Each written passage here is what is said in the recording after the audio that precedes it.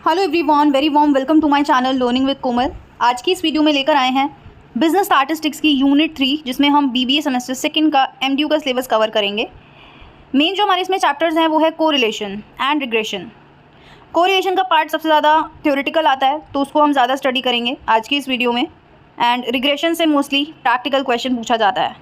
Practical question के लिए हम एक सेपरेट वीडियो बनाएंगे जिसमें आपके पूरे बिजनेस स्टैटिस्टिक्स के जितने भी इंपॉर्टेंट प्रैक्टिकल न्यूमेरिकल क्वेश्चंस हैं वो उसमें इंक्लूडेड होंगे। वीडियो को आप please like, share and comment ज़रूर करें। आपके लिए ही हम वीडियो बना रहे हैं। चैनल को सब्सक्राइब ज़रूर करें, आपका ही चैनल है। चलिए फिर स्टार्ट करते हैं। तो सबसे पहले जानना ज़रूरी है कि कोरिलेशन क्या होता है, कोरिलेशन किसको हम बोलते हैं। कोरिलेशन एक स्टैटिस्टिकल टूल है जो हेल्प करता है टू वेरिएबल्स के बीच के रिलेशनशिप को स्टडी करने में। कि अगर दो वेरिएबल्स हैं मेरे पास, वो हो सकता है कि प्राइस एंड डिमांड हो या कुछ भी हो सकता है। दो वेरिएबल्स अगर मैं ले रही हूँ तो उन दोनों के बीच में क्या रिलेशनशिप है। कोरिलेशन आपको उसकी रिलेशनशिप को स्टडी करने में हेल्प करेगा। मतलब कोरिलेशन एक ऐसा स्टैटिस्टिकल टूल है जो हेल्प करता है दो वेरिएबल्स के बीच की रिलेशनशिप को स्टडी करने के लिए। कोरिलेशन आपको हेल्प करता है ये अंडरस्टैंड करने में कि वो जो वेरिएबल्स हैं उनका इकोनॉमिक बिहेवियर कैसा है। ठीक है, कि किस तरीके से एक दूसरे की, मतलब एक पर अगर कुछ हो रहा है तो दूसरे पर उसका क्या इफ़ेक्ट आ रहा है, राइट। तो इसको अंडरस्टैंड करने में भी कोरिलेशन हेल्प करता है। अगर हम बात करें तो बोला गया कि दो वेरिएबल्स को हम कोरिलेटेड तब बोलेंगे जब किसी एक में चेंज आने की वजह से, किसी एक वेरिएबल में चेंज आने की वजह से दूसरे वेरिएबल में चेंज आए। कि अगर प्राइस बढ़ जाता है तो क्वांटिटी डिमांड कम हो जाती है, अगर प्राइस कम हो जाता है तो क्वांटिटी डिमांड ज़्यादा हो जाती है। तो इट मीन्स कि जो दो वेरिएबल्स हैं ये दोनों कितने रिलेटेड है, कितने कोरिलेटेड हैं। क्योंकि एक वेरिएबल में अगर चेंज आ रहा है तो दूसरे में भी चेंज आ रहा है, इसका मतलब उन दोनों में कोरिलेशन है। प्राइस में चेंज आ रहा है तो क्वांटिटी डिमांड में भी चेंज आ रहा है, यही हो रहा है ना। अब इन्होंने एक एग्जाम्पल लिया, a change in the price of a commodity leads to a change in the quantity demand. जो मैंने आपको समझाया कि किसी भी प्रोडक्ट के प्राइस, किसी भी कमोडिटी के प्राइस में अगर चेंज आता है तो क्वांटिटी डिमांड में भी चेंज आता है। Increase in employment level increases the output. कहने का मतलब है कि अगर आप एम्प्लॉयमेंट लेवल को बढ़ाते हो तो इससे आउटपुट भी बढ़ता है। मतलब आप अपने बिजनेस ऑर्गेनाइजेशन में ज़्यादा से ज़्यादा एम्प्लॉयज़ अगर हायर करोगे तो आपका आउटपुट भी उसी हिसाब से आएगा, मतलब ज़्यादा से ज़्यादा प्रोडक्शन होगा। व्हेन इनकम इंक्रीज, जब इनकम बढ़ती है तो कंजम्पशन भी बढ़ता है। तो कहने का मतलब ये है कि वेरिएबल्स के बीच में जब कोरिलेशन पाया जाता है तो एक में चेंज आने की वजह से दूसरे में भी चेंज आता है। So this is correlation. Correlation आपको ये बताता है कि दो वेरिएबल्स के बीच का रिलेशनशिप कैसा है।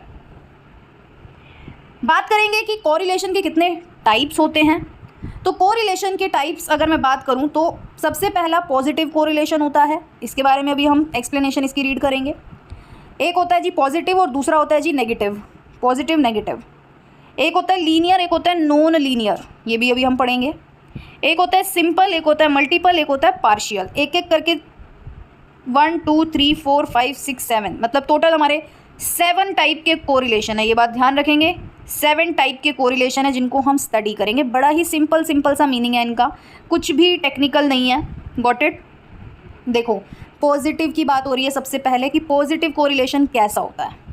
इसने बोला कि जब दो वेरिएबल है ना सेम डायरेक्शन में मूव करें, जब दो वेरिएबल सेम ही डायरेक्शन में मूव करें, मतलब अगर एक बढ़ रहा है तो दूसरा भी बढ़ रहा है, एक कम हो रहा है तो दूसरा भी कम हो रहा है, तो ये वाला जो रिलेशन होता है वो पॉजिटिव होता है। Got it. जैसे कि अगर मैं बात करूँ सप्लाई और प्राइस का, यही होता है ना कि अगर प्राइस बढ़ता है तो सप्लाई भी बढ़ती है। क्यों बढ़ती है? क्योंकि प्रोड्यूसर ही तो होते हैं जो सप्लाई करते हैं मार्केट में। अब प्रोड्यूसर तो यही चाहेगा ना कि जब ज़्यादा प्राइस हो तब तो मैं ज़्यादा सप्लाई करूँगा, कम प्राइस पे मैं कम सप्लाई करूँगा। यही होता है ना कॉन्सेप्ट सप्लाई का। तो प्राइस बढ़ता है तो सप्लाई भी बढ़ती है, प्राइस कम होता है तो सप्लाई भी कम होती है। So this is positive correlation between price and supply. Income and expenditure का भी पॉजिटिव कोरिलेशन होता है कि भाई अगर मेरी इनकम बढ़ गई है तो मेरे खर्चे भी बढ़ गए हैं, राइट। इनकम कम है तो एक्सपेंडिचर भी कम होगा, इनकम ज़्यादा है तो एक्सपेंडिचर भी ज़्यादा हो जाएगा। हाइट और वेट की बात करें, अगर हाइट ज़्यादा है तो वेट भी बढ़ता है, हाइट कम है तो वेट भी कम है, right. So this is the examples of positive correlation. तो पॉजिटिव कोरिलेशन वो जो सेम डायरेक्शन में चलते हैं। बात करेंगे नेगेटिव कोरिलेशन की। तो नेगेटिव वाला कोरिलेशन कैसा होता होगा? नेगेटिव वाला जो कोरिलेशन है वो अपोजिट डायरेक्शन में मूव करते हैं। जब आपके दो वेरिएबल्स नेगेटिव यानी कि अपोजिट डायरेक्शन में मूव करें, कि एक नॉर्थ जा रहा है तो दूसरा साउथ जा रहा है, एक ईस्ट जा रहा है तो दूसरा वेस्ट जा रहा है, यही होता है। मतलब जब एक इंक्रीज़ होता है तो दूसरा डिक्रीज़ होता है, जब एक डिक्रीज़ होता है तो दूसरा एक इंक्रीज़ होता है, राइट। तो उसी को हम नेगेटिव बोलते हैं कि एक बढ़ रहा है तो दूसरा कम हो रहा है, एक कम हो रहा है तो दूसरा बढ़ रहा है। तो ये जो रिलेशनशिप है वो प्राइस और डिमांड के बीच का होता है। ये हम अच्छे से जानते हैं कि प्राइस बढ़ता है तो डिमांड कम हो जाती है, प्राइस कम होता है तो डिमांड बढ़ जाती है। तो नेगेटिव चल रहा है, ये जो रिलेशनशिप है वो नेगेटिव कोरिलेशन होगा, ठीक है। जैसे अभी इन्होंने बोला temperature and sale of woollen garments, मतलब जैसे जैसे टेम्परेचर बढ़ता है इसका मतलब गर्मी हो रही है। तो टेम्परेचर के बढ़ने से क्या होगा? वुलन गारमेंट्स की सेल कम होएगी, सर्दियों के कपड़े क्यों बिकेंगे, है ना। ऐसे अगर टेम्परेचर कम है तो वुलन गारमेंट्स बढ़ेगा, मतलब सर्दियों के कपड़े बिकने लगेंगे। Got it. Now linear correlation क्या होता है? Linear correlation when there is a constant change in the amount of one variable due to a change in another variable, it is called linear correlation. इसमें आप एक word याद रखना, इसमें जो वर्ड आपको याद रखना है वो ये वाला वर्ड याद रखना है, that is constant change. Constant change मतलब जो चेंज आ रहा है वो सेम रेशो में आ रहा है। कहने का मतलब ये है जो चेंज है वो बिल्कुल कांस्टेंट है। The term is use when two variable change in the same ratio में चेंजेस आ रहे हैं। जैसे मान लो पहले जो था रेशो थी 5:10, अब जो अगर चेंज आया है तो वो आ गया फॉर एग्जाम्पल 20:40 का रेशो हो गया है, ठीक है। तो कहने का मतलब है अगर हम इनकी रेशो देखें तो बराबर ही है, 5 1 ज़ा 5, 5 2 ज़ा 10, 1:2 हो गई। 20 1 ज़ा 20, 20 2 ज़ा 40, तो इसमें भी 1:2 हो गई। मतलब जो चेंज आ रहे हैं वो सेम रेशो में आ रहे हैं। Got it. तो वेरिएबल्स के बीच में जब फिक्स प्रपोर्शन से चेंजेस आए तो वही हमारा लीनियर कोरिलेशन होता है। और इसमें जो आपका ग्राफ बनता है वो बिल्कुल स्ट्रेट लाइन ग्राफ बनता है। Got it. अच्छा, अगर मैं बात करूँ नॉन लीनियर की, नॉन लीनियर को हम कर्वी लीनियर भी बोलते हैं, जिसमें ये जस्ट लीनियर वाले का उल्टा है, जहाँ पे कांस्टेंट चेंज नहीं होता, there is no constant change. Non linear मतलब no constant change. Non linear का मतलब no constant change in the amount of one variable due to a change in another variable. मतलब कि अगर एक वेरिएबल में चेंज आ रहा है तो दूसरे में भी जो आ रहा है वो कांस्टेंट चेंज नहीं आ रहा, वो अलग ही चेंज आ रहा है। मतलब जो रेशो है वो सेम नहीं होती, ठीक है। Do not change in the same ratio. तो इससे हमें ये पता चलता है कि ये जो बनेगा वो स्ट्रेट लाइन तो नहीं बनेगा, ये कर्व की फॉर्म में बनेगा जो ग्राफ बनेगा आपका। जैसे इन्होंने बोला the production of grains would not necessarily increase even if the use of fertiliser is double. कहने का मतलब है आप फर्टिलाइजर्स जो आप यूज़ करते हो किसमें, खेती बाड़ी में जो यूज़ होता है फर्टिलाइज़र, अगर आप फर्टिलाइज़र की अमाउंट को डबल भी कर देते हो तो ऐसा ज़रूरी नहीं है कि आपका जो वो खेती है, आपकी जो वो ग्रेन्स आप जो उगा रहे हो उसका भी प्रोडक्शन बढ़ जाएगा, ये ज़रूरी नहीं है, ठीक है। भले ही आपने अपने फर्टिलाइज़र को पहले से डबल यूज़ करने आप लग गए तो इसका मतलब ये नहीं है कि आपके ग्रेन्स के प्रोडक्शन भी डबल हो जाएंगे या बढ़ जाएंगे। तो so this is the example of non linear correlation. इसके बाद आता है हमारा सिंपल कोरिलेशन। सिंपल कोरिलेशन का मतलब क्या? जब आप सिंपल दो वेरिएबल्स के बीच में स्टडी कर रहे हो, that is simple correlation, nothing else. कि सिर्फ दो वेरिएबल्स के बीच में जब आप स्टडी कर रहे हो ना तो that is simple correlation. Example की अगर हम बात करें कि भाई हमने दो वेरिएबल उठाए, एक हमने उठाया प्राइस, दूसरा उठाया डिमांड, तो ये हो गए दो वेरिएबल, इनके बीच में हमने रिलेशनशिप को फाइंड आउट किया। जैसे हमने लिया प्राइस या फिर मनी सप्लाई, दो वेरिएबल्स लिए हमने, राइट। तो कहने का मतलब है जब आप सिंपली सिर्फ टू वेरिएबल्स पे स्टडी करो दैट इज सिंपल कोरिलेशन, ठीक है। तो सिंपल से आप वर्ड याद रखना, टू वेरिएबल्स। जब आप सिर्फ दो वेरिएबल्स पे स्टडी करो, उनके रिलेशनशिप को फाइंड आउट करो, that is simple correlation. Partial क्या होता होगा? पार्शियल क्या होता होगा? पार्शियल का बड़ा ही सिंपल मीनिंग है कि आपको फॉर एग्जाम्पल रिलेशनशिप स्टडी तो करना है, आपको हो सकता है आपके पास 3 से 4 वेरिएबल्स हो, लेकिन आप क्या करो सिर्फ 3 पे ही स्टडी कर रहे हो और एक जो बचा हुआ वेरिएबल है उसको आप छोड़ रहे हो और आपने सिर्फ 3 वेरिएबल्स के ऊपर स्टडी कर ली, तो दैट इज़ पार्शियल कोरिलेशन। मतलब आप फैक्टर्स को, वेरिएबल्स को छोड़ रहे हो, कुछ को ले रहे हो, कुछ को नहीं ले रहे, दैट इज़ पार्शियल। कुछ पार्ट हमने लिया, कुछ को छोड़ दिया, ऐसे ही होता है। ओके, अब देखो इसमें क्या एग्जाम्पल दिया। The production of wheat depends upon various factor. कि भाई जब आप गेहूँ का प्रोडक्शन करते हो, गेहूँ की खेती करते हो, तो वो जो गेहूँ की खेती है वो किन फैक्टर्स पे डिपेंड करती होगी? पहला फैक्टर है रेनफॉल, कि भाई बारिश अच्छी आए ताकि इरिगेशन हो बढ़िया सा, पहला फैक्टर हो गया रेनफॉल। दूसरा हो गया क्वालिटी ऑफ मैन्योर, मैन्योर होता है जो हम यूज़ करते हैं खेती बाड़ी में। तीसरा हो गया हमारा सीड्स, ठीक है। लेकिन अब यहाँ पे हमने क्या लिए, 3 फैक्टर एक तरीके से लिए, पहला रेनफॉल लिया, दूसरा मैन्योर लिया, तीसरा सीड्स लिया, 3 फैक्टर हो गए। लेकिन हमने क्या किया, but if one studies the relationship between wheat and the quality of seeds keeping rainfall and manure constant then it is a partial correlation. अब इसका क्या मतलब हुआ कि हम क्या कर रहे हैं, हमारे पास फैक्टर्स तो ये थे, रेनफॉल, मैन्योर की क्वालिटी, सीड्स, ये 3 फैक्टर थे। लेकिन हमने क्या किया, हमने जो रिलेशनशिप फाइंड आउट किया वो किया वीट का और क्वालिटी ऑफ सीड्स का। और हमने क्या करा, रेनफॉल और मैन्योर को कांस्टेंट ही रहने दिया, मतलब उनको हमने कंसीडर ही नहीं किया। हमने सिर्फ और सिर्फ क्या किया, वीट और सीड्स की क्वालिटी को ही के बीच का ही रिलेशनशिप स्टडी किया, और बाकी जो ये फैक्टर थे दैट इज़ रेनफॉल और मैन्योर, इनको हमने छोड़ दिया या इनको हमने कांस्टेंट ही रहने दिया। बस हमने किसके बीच में स्टडी करी, हमने सिर्फ और सिर्फ वीट और सीड्स की क्वालिटी के बीच रिलेशनशिप को स्टडी किया। तो हमने बाकी फैक्टर को छोड़ दिया, दैट इज़ रेनफॉल और मैन्योर, इनको आपने छोड़ दिया। आपने क्या किया, सिर्फ वीट और सीड्स की क्वालिटी पर ही स्टडी करा। तो ये होता है पार्शियल, जिसमें आप कुछ चीज़ें छोड़ देते हो और कुछ चीज़ों को कंसीडर करके रिलेशनशिप फाइंड आउट करते हो। अच्छा, अब आ गया आपका दैट इज़ मल्टीपल कोरिलेशन। क्या होता होगा? Multiple correlation implies the study between 3 और मोर 3 वेरिएबल्स, 3 से ज़्यादा वेरिएबल्स को जब आप साइमुलटेनियसली, यानी कि एक साथ, साइमुलटेनियसली मतलब एक साथ आप 3 या 3 से ज़्यादा वेरिएबल्स के बीच में स्टडी करते हो, तो वो आपका होता है मल्टीपल कोरिलेशन।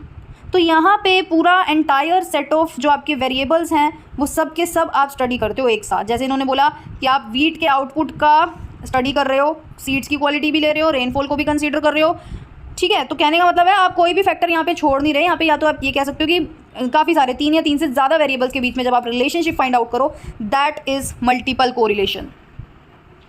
उसके बाद आता है हमारा कि कोरिलेशन के क्या सिग्निफिकेंस है, मतलब कोरिलेशन की स्टडी करना इम्पॉर्टेंट क्यों है। तो देखो, सिग्निफिकेंस की अगर हम बात करें तो सिग्निफिकेंस मतलब इम्पॉर्टेंस, कि why we are studying correlation, why we are मतलब ये सीख क्यों रहे हम, क्यों मतलब रिलेशनशिप फाइंड आउट करना है, क्या मिल जाएगा।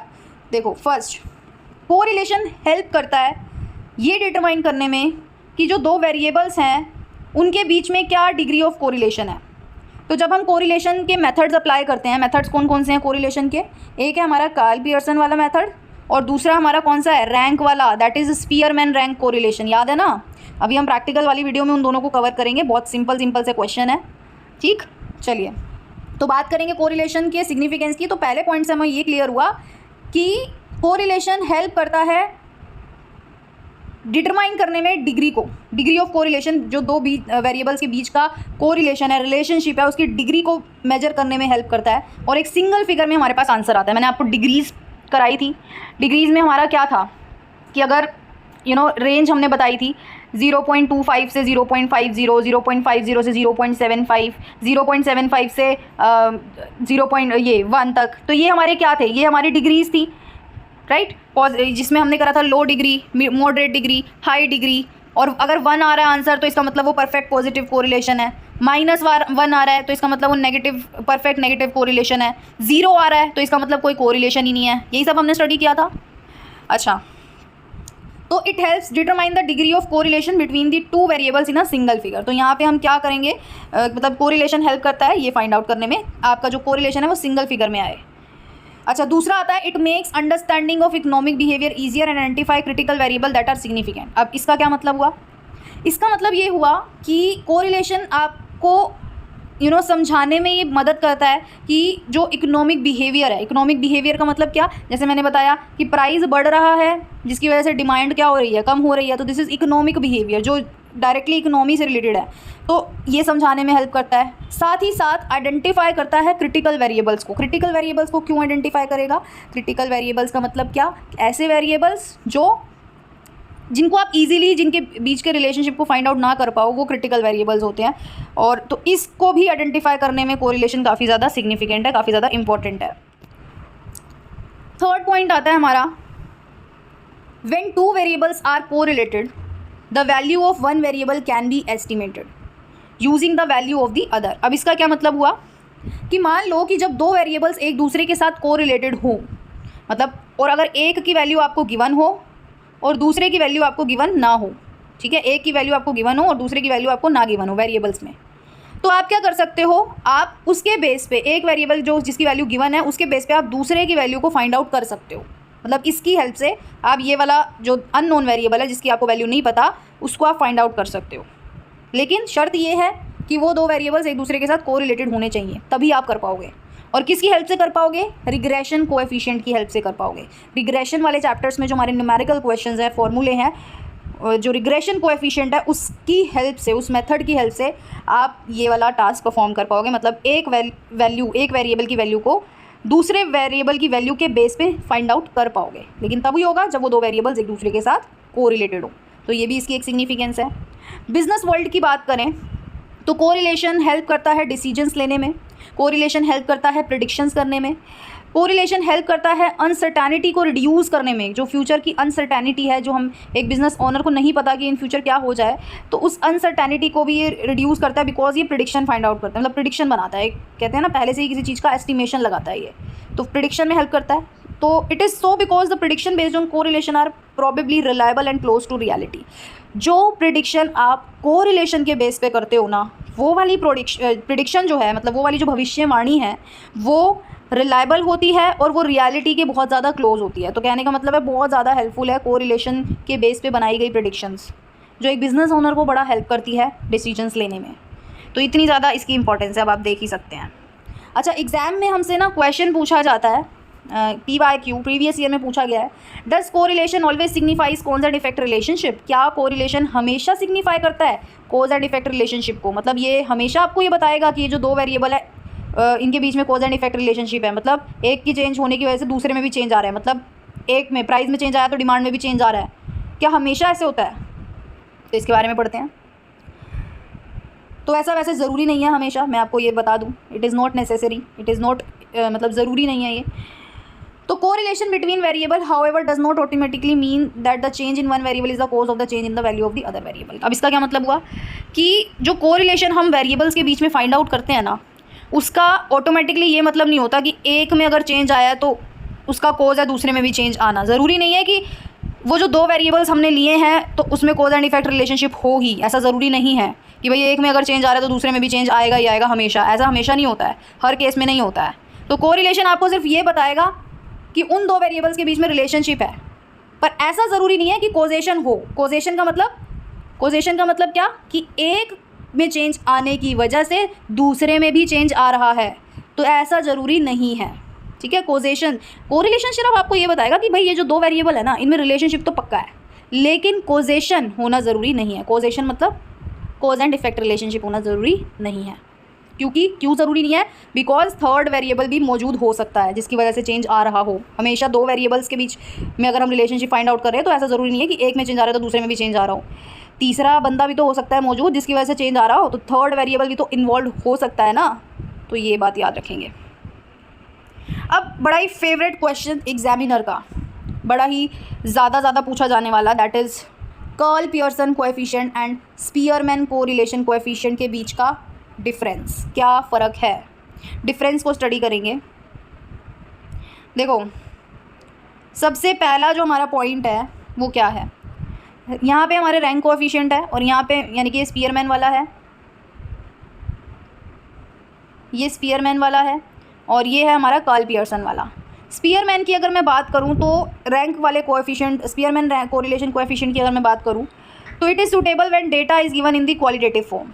मतलब स्पीयरमैन वाला मेथड मैं कब लगाऊंगी, स्पीयरमैन कोरिलेशन कोएफिशिएंट जो उसका रैंक कोरिलेशन मेथड है वो मैं कब लगाऊंगी, जब मेरे को जो डाटा है वो क्वालिटेटिव फॉर्म में गिवन हो। हमने शायद इसके न्यूमेरिकल क्वेश्चंस भी कर रखे हैं जिसमें हमने पढ़ा था, याद होगा आपको, हम इसमें रैंकिंग करते हैं कि मेरे पास अगर 10 शेड्स की लिपस्टिक है, ठीक है, मेरे पास 10 शेड्स है लिपस्टिक के, तो मैं नंबर 1 पे किसको रखूँगी जो मुझे सबसे ज़्यादा पसंद है, फिर सेकंड नंबर पे मैं किसको रखूँगी जो मुझे उससे थोड़ा सा कम पसंद है। ऐसे ही मैं रैंक बनाती थी। तो ये क्या है, एक तरीके से क्वालिटेटिव डाटा है, नंबर की फॉर्म में नहीं है, बस मेरी पसंद की फॉर्म में है, दैट इज़ क्वालिटी की फॉर्म में है वो डेटा।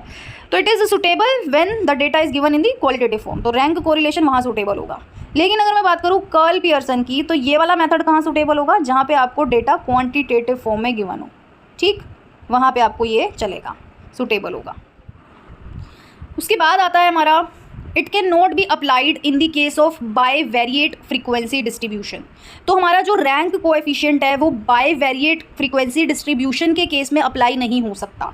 बाईवेरिएट फ्रीक्वेंसी डिस्ट्रीब्यूशन होता क्या है, जब आपको जो डेटा गिवन हो वो 2 वेरिएबल्स में गिवन हो, ठीक है, एक साथ साइमुलटेनियसली जब आपको 2 वेरिएबल्स में डेटा गिवन हो, साइमुलटेनियस मतलब आपको 2 चीज़ें एक साथ दे दी हों, ठीक है, 2 चीज़ें एक साथ हो सकती हैं, फॉर एग्जांपल आपको सेल्स और कॉस्ट, इन सब का डेटा 2 बार एक साथ दे दिया हो क्वेश्चन में, या फिर मतलब कोई भी 2 वेरिएबल उठा के आपको एक ही क्वेश्चन में दे दी हो, दैट इज़ बाईवेरिएट। बाई का मतलब यहाँ पे 2 से है, ठीक है, कि 2 वेरिएबल्स आपको दे दिए गए हो। तो अगर इस तरीके का क्वेश्चन आता है तो आपका रैंक कोएफिशिएंट वहाँ फिट नहीं बैठेगा, कि अगर मैं एक, क्योंकि यहाँ पे आप एक ही वेरिएबल्स के बीच में रैंक डिसाइड कर सकते हो, ठीक। उसके बाद it is an effective method to determine the correlation case of grouped series. Grouped series कौन सी होती है हमारी, 0 to 10, 10 to 20, ये वाली होती है सीरीज़। तो कहने का मतलब है कि कार्ल पियर्सन जो है वो इफेक्टिव है ग्रुप्ड सीरीज़ के केस में कोरिलेशन को डिटरमाइन करने में, ठीक। इसके बाद आता है हमारा it is not possible to determine the combined coefficient of correlation. मतलब स्पीयरमैन वाले में पॉसिबल नहीं है कि आप यहाँ पे combined coefficient of correlation determine कर पाओ, कंबाइन करके आप कोरिलेशन निकाल पाओ, ये चीज़ स्पीयरमैन वाले में पॉसिबल नहीं है, रैंक कोरिलेशन में इसमें पॉसिबल नहीं है। लेकिन अगर हम बात करें कार्ल पियर्सन की, तो यहाँ पे क्या है, if coefficient of correlation and number of item of each sub group is given then one can determine the combined correlation. कहने का मतलब ये है, इसमें इतना बड़ा लिखा हुआ है, आप इसको बिल्कुल शॉर्ट में भी लिख सकते हो कि यहाँ पे पॉसिबल है, क्या पॉसिबल है, कंबाइंड कोएफिशिएंट ऑफ कोरिलेशन को डिटरमाइन करना, ठीक। इतना बड़ा लिखने की जरूरत नहीं है, इसी को ही लिख देना, it is possible here to determine the combined coefficient of correlation, ठीक। उसके बाद आता है next, changing the actual value in the series does not result in a change in the coefficient of correlation. मतलब स्पीयरमैन वाले की अगर हम बात करें फॉर्मूले की और या फिर इसके कोरिलेशन कोएफिशिएंट की, तो इसमें क्या होता है कि अगर एक्चुअल वैल्यू में कोई चेंज आ रहा है सीरीज़ की, तो इसकी वजह से कोरिलेशन कोएफिशिएंट में कोई भी चेंज नहीं आएगा, लिखा है ना, does not result in a change in the coefficient of correlation, got it. लेकिन कार्ल पियर्सन की अगर हम बात करें तो क्या होगा, कार्ल पियर्सन में अगर आपकी सीरीज़ की एक्चुअल वैल्यू में कोई भी चेंज आता है तो आपके कोएफिशिएंट ऑफ कोरिलेशन में भी चेंज आ जाएगा, गॉट इट। देन आता है स्पीयर, एक सेकेंड,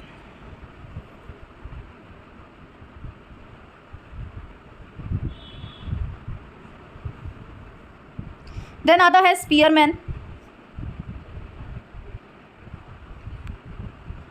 स्पीयरमैन वाले में the coefficient of correlation is perfectly positive if both the series have equal corresponding ranks. जैसे कि इन्होंने बोला, ये यहाँ पे बात हो रही है स्पीयरमैन वाले की, तो बोला गया कि जो कोएफिशिएंट ऑफ कोरिलेशन है वो यहाँ पे परफेक्टली पॉजिटिव आएगा अगर अगर अगर क्या होगा, जो सीरीज़ की बोथ सीरीज़ है वो इक्वल रैंक्स होगी तो, ठीक। कहने का मतलब है कि डेविएशन जो है वो 0 आ रहा है, मतलब अगर 2 रैंक्स यहाँ पे गिवन है, ठीक है, 2 रैंक्स का मतलब हो गया 5 5, तो 5 - 5 जो हम डेविएशन निकालते हैं वो क्या आएगा, 0 आएगा। जब हम रैंक वाला क्वेश्चन करते हैं तो हम यही करते हैं ना, रैंक 1 R1 - R2 वाला, याद होगा आपको फॉर्मूला हम लोग अप्लाई करते हैं।